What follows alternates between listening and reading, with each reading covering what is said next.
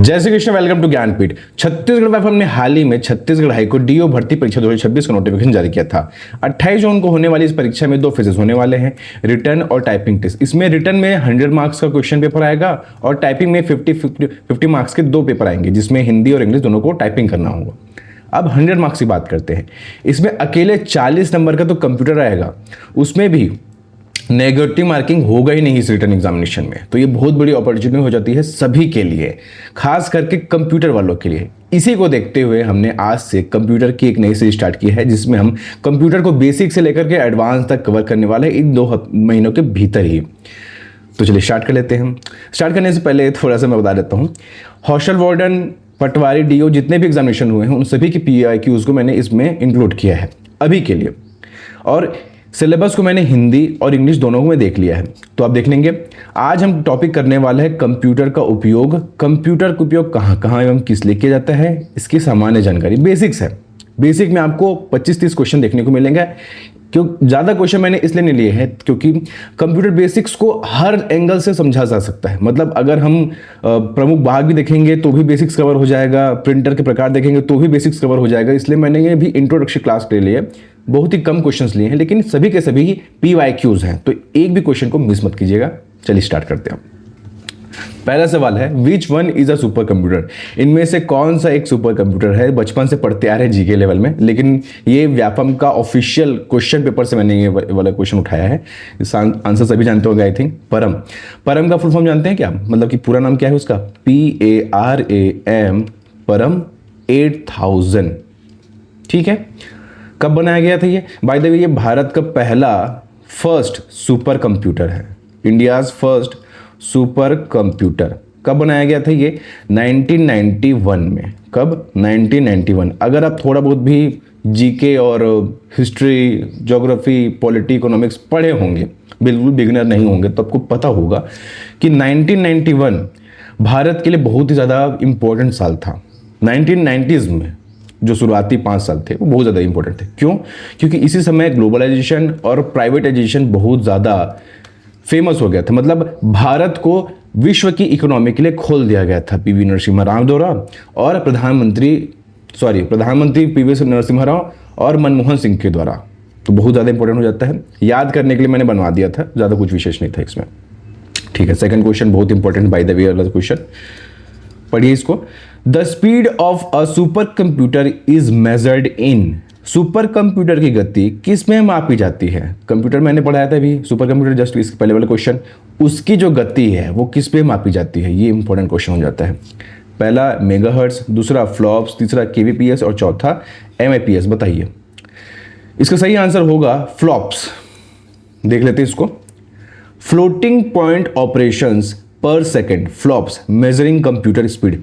Computer की speed को मापने के लिए, कंप्यूटर को, कौन सा कंप्यूटर? सुपर कंप्यूटर की स्पीड को मापने के लिए फ्लॉप्स का यूज किया जाता है। फ्लॉप अगर सुनोगे तो लगता है फ्लॉप हो गया, ऐसा नहीं है। फ्लॉप्स शॉर्ट फॉर्म है, इसका फुल फॉर्म क्या है इसको याद रखिएगा, फ्लोटिंग पॉइंट ऑपरेशंस पर सेकेंड। इसको थोड़ा सा मैं ओवरव्यू दे देता हूँ।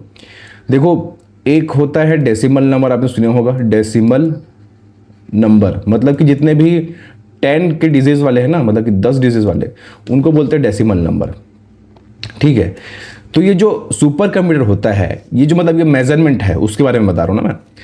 ये जो मेजरमेंट है फ्लॉप्स, वो क्या करता है, जितने भी डेसिमल नंबर है उसको 1 सेकेंड में, कितने सेकेंड में? 1 सेकेंड में मैथमेटिकल ऑपरेशंस कितने सारे अप्लाई कर सकता है, उसके बेसिस पे इसको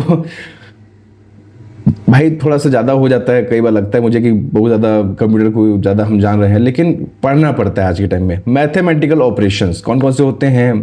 प्लस, माइनस, मल्टीप्लिकेशन, डिवीजन, 4 जानते हैं आप लोग, और भी होते होंगे, 4 मेनली होते हैं। परसेंटेज वगैरह नहीं ले रहा हूँ आपस में। ये जितने भी मैथमेटिकल ऑपरेशंस है उसको 1 सेकेंड में कितने डेसिमल नंबर के साथ परफॉर्म कर सकता है, इसके बेसिस पे जो मेजरमेंट किया जाता है उसको कहते हैं फ्लॉप्स, जिसका फुल फॉर्म है फ्लोटिंग पॉइंट ऑपरेशंस पर second. I hope you understand. देख लीजिए इसका आंसर, बहुत इंपॉर्टेंट क्वेश्चन है ये। नेक्स्ट क्वेश्चन पढ़ते हैं। विच one of the following is the fastest and expensive computer? इनमें से कौन सा कंप्यूटर सबसे ज़्यादा फास्ट है और महंगा है? मुझे बताने की जरूरत नहीं रहेगी मेरे ख्याल से, लेकिन फिर भी देख लेते हैं। लैपटॉप, पर्सनल कंप्यूटर जिसको हम PC बोलते हैं प्यार से, नोटबुक भी एक प्रकार का कंप्यूटर ही है, उसको हम टैब टाइप का समझ सकते हैं, और लास्ट वाला सुपर कंप्यूटर। ऑब्वियसली इसका आंसर सुपर कंप्यूटर होने वाला है। Next question, arithmetic operations are carried out in, अंकगणितीय संचालन कहाँ किए जाते हैं? बताइए इसका आंसर। इसका सही उत्तर है ALU। पता होगा आप लोग को, CPU होता है एक। मैं बाय द वे मैं कंप्यूटर टीचर हूँ CBSE स्कूल में, तो मैं बहुत अच्छे से पढ़ा सकता हूँ। मैं रोज का काम है मेरा एटलीस्ट एक्चुअली है। ये आपका CPU हो गया, ठीक है। यहाँ से एक वायर चले गए, मैंने वायर बना दिया इसको। देखो मेरा डायग्राम मिस्टेक हुआ था, मैंने इसको वायर बना दिया। देखो ये बटन होगा, यहाँ पास एक LED लगा होगा, आपको CPU रेडी हो जाता है। सिंपल से CPU होता है।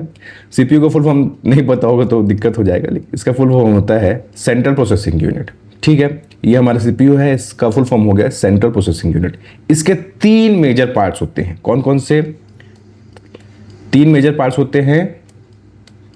पहला होता है ALU, जो अभी ये आंसर दिया हमने, इसका फुल फॉर्म बताऊंगा मैं। दूसरा होता है कंट्रोल यूनिट, दिया है फर्स्ट ऑप्शन में कंट्रोल यूनिट। और तीसरा होता है मेमोरी, कैश मेमोरी दिया नहीं आपस memory.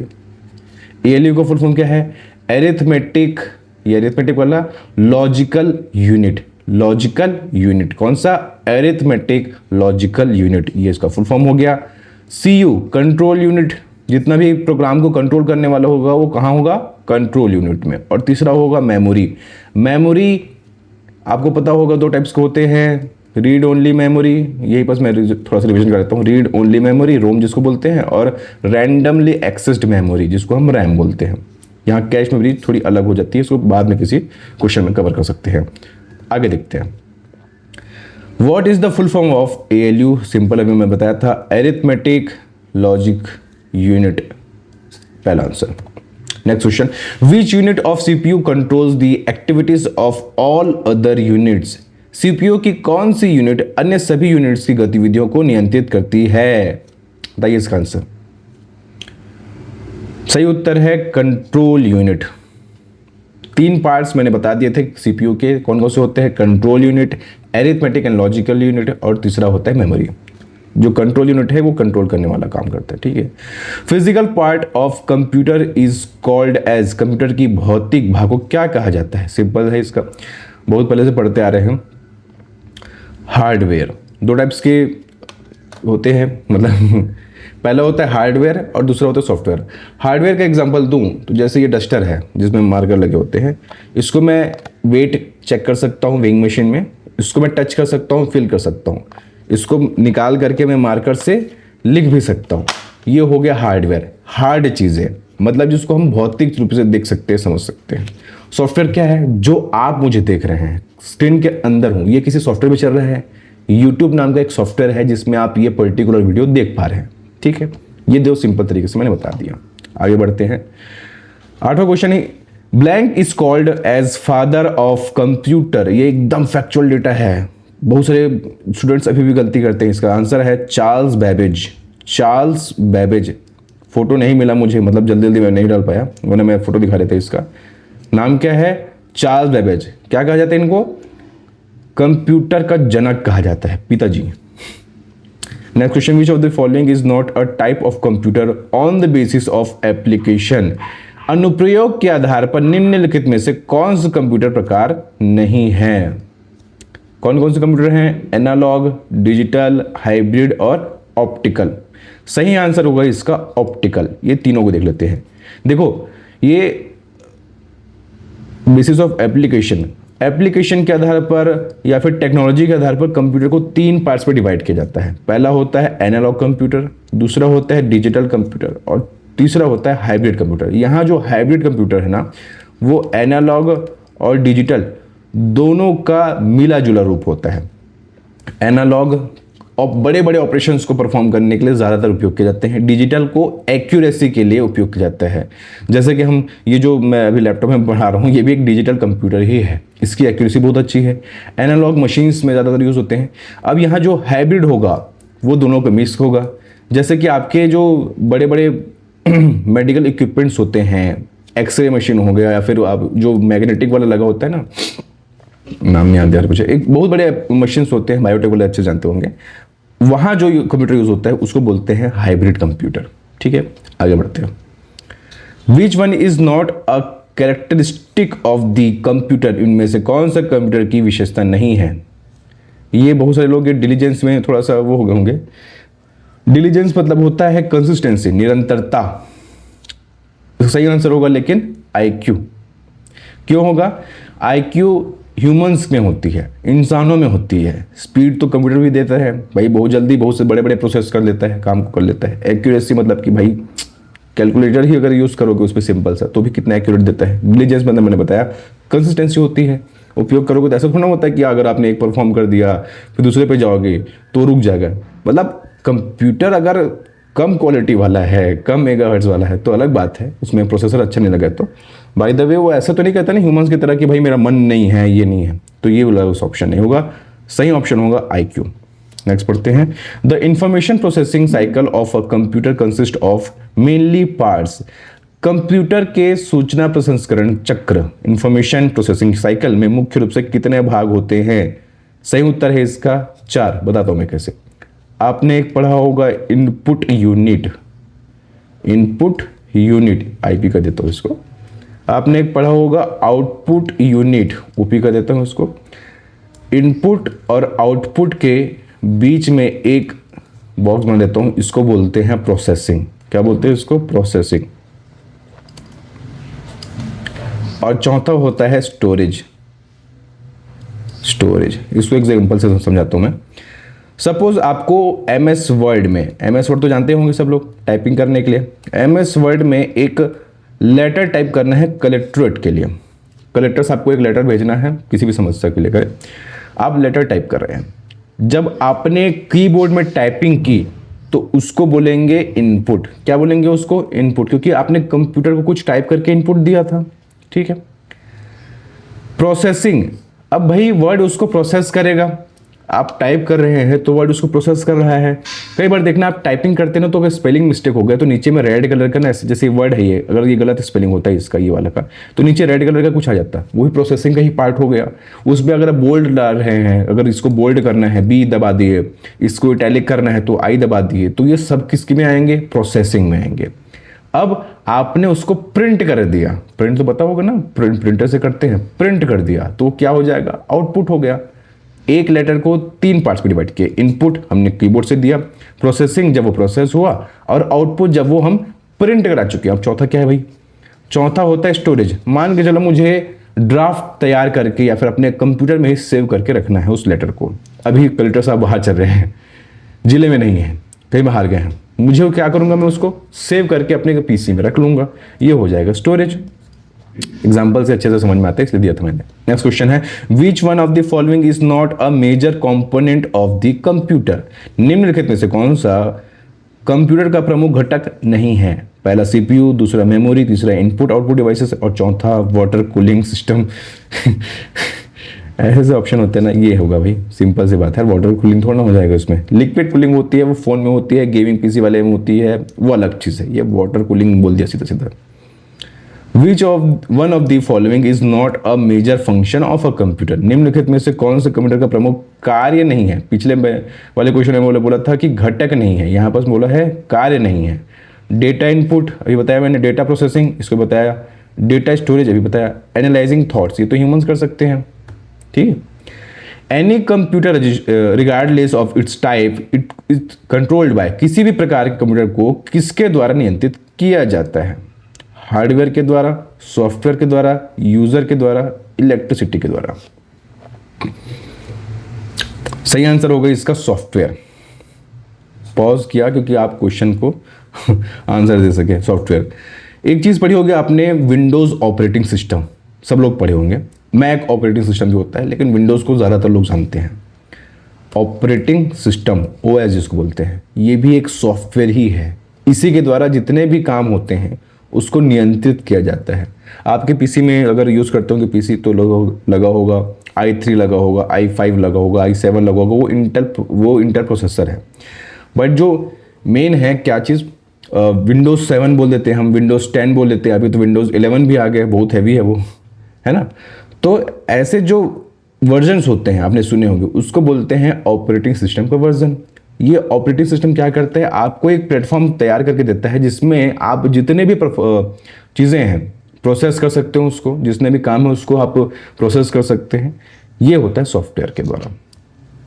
Windows operating system is a software. Next question है, the basic goal of the computer processor is to convert data into, computer की प्रक्रिया का मूल लक्ष्य डेटा को किस में बदलना है, फाइल्स में, टेबल्स में, इंफॉर्मेशन में, ग्राफ्स में। सही आंसर होगा इसका इंफॉर्मेशन। इंफॉर्मेशन बोलते हैं इसको सीधा सीधा याद कर लो भाई। फाइल्स में क्यों बना कर रखेंगे यार, अब वीडियो है उसको फाइल में बना के मतलब नहीं है भाई। टेबल में कैसे बना सकते हैं उसको, ग्राफ्स में कैसे बना सकते हैं, तो उसको बोलते हैं इन्फॉर्मेशन, चाहे वो किसी प्रकार का हो, ऑडियो फॉर्म में हो, टेक्स्ट फॉर्म में हो, वीडियो फॉर्म में हो, किसी फॉर्म में हो, उसको रखा जाए, उसको कहते हैं इन्फॉर्मेशन। ठीक है। नेक्स्ट क्वेश्चन है, the physical components of a computer are called, ये तो फिर से वही सेकंड क्वेश्चन आ गया था, मतलब वही वाला क्वेश्चन आ गया था। विच component is responsible for processing instructions and performing calculations, निर्देशों को प्रोसेस करने के लिए और गणना करने के लिए कौन सा घटक जिम्मेदार है। प्रोसेसिंग आया इसमें, तो इसका आंसर हो जाएगा सीपीयू। हार्ड डिस्क, एचडीडी जिसको बोलते हैं, इसको रोम भी कहते देते हैं, है ना, मतलब कि रीड ओनली मेमोरी होती है ना। रैम पता होगा आपको, मॉनिटर नहीं कर सकता। सही आंसर हो जाएगा सीपीयू। रैम कई लोग क्वेश्चन का आंसर देते हैं लेकिन नहीं होता भाई, इसका सही आंसर होगा सीपीयू। नेक्स्ट क्वेश्चन है, the first generation computer used technology for processing, पहली पीढ़ी के कंप्यूटर ने प्रोसेसिंग के लिए ब्लैंक तकनीक का उपयोग किया था। बहुत अच्छा सवाल है ये, बहुत ही ज़्यादा इंपॉर्टेंट क्वेश्चन है ये बीएससी से कंप्यूटर साइंस में भी पढ़ा जाता है, मैंने पढ़ा था। इसका आंसर हो जाएगा वैक्यूम ट्यूब। इसका चित्र भी मैंने दे दिया था आपको। ये होता है भाई, ये दादाजी जो पकड़े हैं उसको बोलते हैं वैक्यूम ट्यूब, चिमनी टाइप में दिख रहा है। इसके बारे में थोड़ा बताता हूँ मैं। देखो, फर्स्ट जनरेशन कंप्यूटर होता है, कंप्यूटर को ना 5 जनरेशन में बांटा गया है। कितने जनरेशन में? 5 जनरेशन में। पहला हो गया आपका फर्स्ट जनरेशन, मैं ऐसे लिख देता हूँ। दूसरा है सेकेंड जनरेशन, तीसरा है थर्ड जनरेशन, चौथा है फोर्थ जनरेशन और फिफ्थ वाला भी चल रहा है। ठीक है। पहले वाले में उपयोग किया गया था वैक्यूम ट्यूब्स, वीटी लिख देता हूँ। ठीक है, जो मैंने अभी दिखाया आपको ये है चित्र उसका। दूसरे वाले में किया गया था ट्रांजिस्टर्स, टी लिख दिया मैंने, ये जो देखो ना ऑप्शन दिया है ट्रांजिस्टर्स। सेकेंड जनरेशन में क्या किया गया था? ट्रांजिस्टर्स। थर्ड जनरेशन में VLSI, सॉरी माई मिस्टेक हटा देता हूँ इसको एक सेकंड। थर्ड जनरेशन में उपयोग किया गया था LSI, ये दिया है ना, लार्ज स्केल इंटीग्रेशन। और चौथे वाले में किया गया था VLSI, ये लार्ज है, ये वेरी लार्ज है। ठीक है, वेरी लार्ज स्केल इंटीग्रेशन। और चौथे वाले में AI आ गया भैया, है ना, AI आ गया। तो इसके बारे में अभी नहीं पढ़ेंगे क्योंकि अभी चल रहा है, इसमें प्रोसेसर वगैरह थोड़ा बदल गए हैं। ठीक है, अभी इधर देख लेते हैं। इसको याद कैसे करेंगे? बाय द वे, ये ना 1940 से लेकर के 1956 के आसपास था पहला जनरेशन। 1940 से 1956 के आसपास का जो कंप्यूटर था उसमें वैक्यूम ट्यूब्स का उपयोग किया जाता था। सेकेंड वाले में ट्रांजिस्टर्स, ये उसके बाद वाला, उसके बाद LSI, फिर VLSI। ये चारों को इस तरीके से आप याद कर सकते हैं, VTLV ऐसे करके याद कर लीजिए क्योंकि बहुत ज़्यादा इंपॉर्टेंट क्वेश्चन है ये। ठीक है, आगे बढ़ते हैं। Which breakthrough technology replaced vacuum tubes, अभी बताया भाई, इसका सही आंसर क्या हो जाएगा? ट्रांजिस्टर्स, क्योंकि वैक्यूम ट्यूब्स तो फर्स्ट जनरेशन वाले में थे, सेकेंड जनरेशन में ट्रांजिस्टर आ गया तो उसने उसको रिप्लेस कर दिया, सिंपल। नेक्स्ट क्वेश्चन है, technique to assist professionals in decision making, पेशेवरों को निर्णय लेने में सहायता करने वाली तकनीक क्या होती है? Management information system, decision support system, data mining, AI। इसका सही उत्तर हो जाएगा DSS, डिसीजन सपोर्ट सिस्टम। देखो, मैनेजमेंट इंफॉर्मेशन सिस्टम है क्या? मैनेजमेंट इंफॉर्मेशन सिस्टम, ये हम अपने जो नॉर्मल पीसीज हैं जो हर कोई यूज कर सकता है उसमें करते हैं। मैनेजमेंट कैसे होगा भाई? एक तरफ मैंने वर्ड, एक्सेल, पावर पॉइंट खोल दिया, एक तरफ मैंने यूट्यूब में कुछ खोल दिया, एक तरफ मैंने व्हाट्सएप अगर क्रोम ब्राउजर में चला रहा हूँ तो वो खोल दिया, कहीं ना कुछ काम है मुझे। ठीक है, अब इसको सबको मैनेजमेंट करेगा कौन? पीसी। इसी कारण ये हो जाएगा मैनेजमेंट इंफॉर्मेशन सिस्टम। यहाँ मैनेजमेंट को ज़्यादा उपयोग किया जाता है क्योंकि हम यहाँ एप्लीकेशंस पर ज़्यादा परफॉर्म करना होता है ना कंप्यूटर को, मतलब कि एप्लीकेशन बेस्ड ज़्यादा कंप्यूटर होता है, यहाँ मैनेज करने पर ज़्यादा ध्यान दिया जाता है। डेटा माइनिंग के बारे में थोड़ा बताता हूँ, मैं थोड़ा सा बता देता हूँ। ये डेटा के लिए उपयोग किया जाता है। किसके लिए? डेटा साइंस भी होते हैं, डेटा एनालिसिस भी होता है। एक जैसे अभी मैं बहुत अच्छा एग्जांपल दे रहा हूँ आपको, सेंसस का, जनगणना भी जो हो रही है, उसमें क्या किया जा रहा है, हम अपने इंफॉर्मेशन को एक सॉफ्टवेयर में, हमारे मतलब उसमें खुलता है ना, हमको एक वेब पेज मिलता है, उसमें हम अपना जितना भी डेटा है उसको फिल करते जाते हैं। ये बहुत बड़ा डेटा सरकार को मिलेगा, सरकार के अधिकारियों को मिलेगा, वहाँ से कुछ IT इंजीनियर्स होंगे उनको मिलेगा। जितना भी डेटा है उनको माइन करके हमारे बारे में जाना जाएगा कि भाई ये इस एज के हैं, इस घर में रहते हैं, ये ऐसे हैं वैसे हैं, ये सब करके डेटा माइनिंग ये हो गया। बहुत बड़े डेटा को उपयोग करना, बहुत बड़े डेटा को प्रोसेस करना, ये डेटा माइनिंग के अंदर आता है। AI तो पता ही होगा आपको, आर्टिफिशियल इंटेलिजेंस पेशेवरों के लिए। लेकिन यहाँ पर सबसे ज़्यादा जो अच्छा एग्जाम्पल है, अच्छा जो ऑप्शन है वो है डिसीजन सपोर्ट सिस्टम। क्या है? Decision support system, DSS। यहाँ डिसीजन पर ज़्यादा फोकस किया जा रहा है, डिसीजन कैसे लेंगे, क्या लेंगे करके, तो इस तरीके से आप याद कर सकते हैं। नेक्स्ट क्वेश्चन है, a lesser known computer is, एक कम जाना माना कंप्यूटर है। Desktop, embedded computer, laptop, main frame computer, बताइए इसका। डेस्कटॉप सब जानते होंगे, सब यूज़ करते होंगे। लैपटॉप सब जानते होंगे, सब यूज़ करते होंगे। मेन फ्रेम माइक्रो कंप्यूटर होता है, एक मिनी कंप्यूटर होता है, ये हो गया माइक्रो, है ना, माइक्रो ऐसे मिनी हो गया, और तीसरा हो गया मेन फ्रेम। क्या हो गया? Main frame. ये छोटा साइज का होता है, ये थोड़ा बड़ा साइज का होता है इससे, और ये सबसे बड़ा साइज का होता है। और इसके और आगे बढ़े तो एक होता है सुपर कंप्यूटर, ये सबसे बड़े साइज का होता है। ठीक है, 4 प्रकार के होते हैं, इनको ऐसे बढ़ा जाते हैं, बढ़ते प्रोग्राम में अपना सकते हैं। अब ये जो कंप्यूटर है एम्बेडेड कंप्यूटर, ये थोड़ा अलग लग रहा है, तो इसका सही आंसर हो जाएगा क्या? Embedded computer. ये थोड़ा सा कम जाना माना इसलिए है क्योंकि ये ज़्यादातर जो होता है ना, बहुत ज़्यादा प्रोफेशनल कामों के लिए उपयोग किया जाता है। जैसे मैंने बताया था कि साइंटिस्ट करते हैं अपने लैब में, जैसे डॉक्टरी का कुछ काम हो गया, साइंस का कुछ काम हो गया, या फिर रॉकेट लॉन्चिंग में कुछ की जगह ये उपयोग किया जाता है। तो ये बहुत ज़्यादा ना प्रोफेशनल्स के लिए होता है, इसी कारण इसको हम कम जानते हैं। मेन फ्रेम कंप्यूटर भी बड़े लेवल पे होता है, फैक्ट्री वगैरह में होता है, तो थोड़ा सा ह्यूमंस के लिए एक्सेसिबल होता है। बट जो एम्बेडेड कंप्यूटर होता है वो ज़्यादा ऐसे तरीके से होता है। ठीक है, नेक्स्ट है, speed of processor chip is measured in. Processor chip की गति किसमें मापी जाती है? आपको पता होगा, मैंने अभी जस्ट बताया था, i3 होता है, i5 होता है, i7 होता है, इसको बोलते हैं प्रोसेसर, इसको बोलते हैं प्रोसेसर। ये ऑप्शन देखते हैं पहले, अगर नहीं आता अगर ऑप्शन आपको ध्यान में जरा भी तो कैंसिल करते जाइएगा दूसरे ऑप्शन को। ठीक है, इसी को बोलते हैं MBPS तो पता होगा आप लोग, डेटा यूज़ करते हैं मेगाबाइट पर सेकेंड में, है ना। हर्ट्स सुने क्या पता नहीं, वॉट्स सुने क्या पता नहीं, बाइट्स तो पता ही होगा।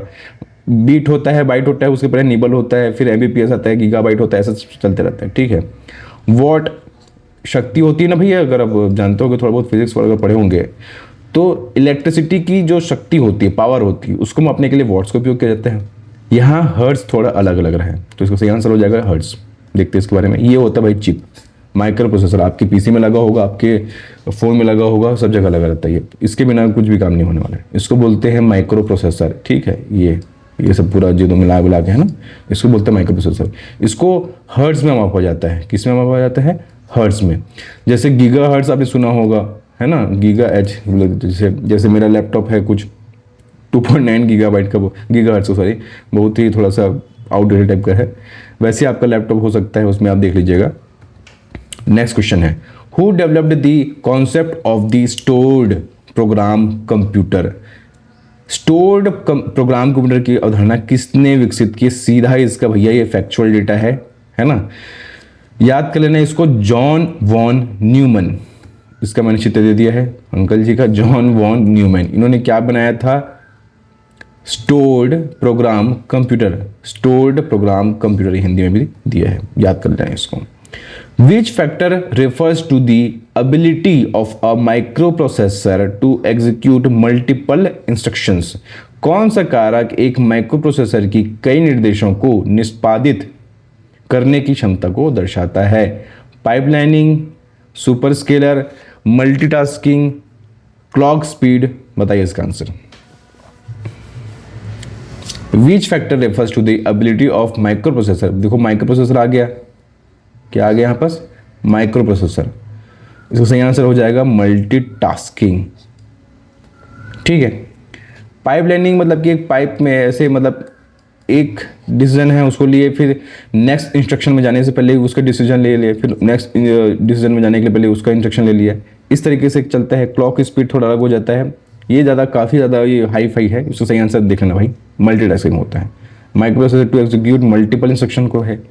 मल्टीपल इंस्ट्रक्शन है, जैसे मैंने अभी बताया था, एग्जांपल दिया था कि वर्ड एक्सेल पावर पॉइंट एक जगह खोल दिया, लैपटॉप में ही एक जगह यूट्यूब खोल दिया, व्हाट्सएप खोल दिया, सबको एक ही साथ काम कर रहे हैं। अगर मुझे स्विच करना है तो मैं बस क्या कर दूंगा, ऐसे कंट्रोल की को दबा दूंगा मैं, मतलब इधर चले जाऊंगा दूसरे वर्क में। तो क्या हो जाएगा, मल्टीटास्किंग एक साथ कर सकता है। वीडियो अच्छी लगी हो तो लाइक कीजिएगा और कमेंट कीजिएगा और शेयर जरूर कीजिएगा अपने दोस्तों के साथ। जय श्री कृष्ण।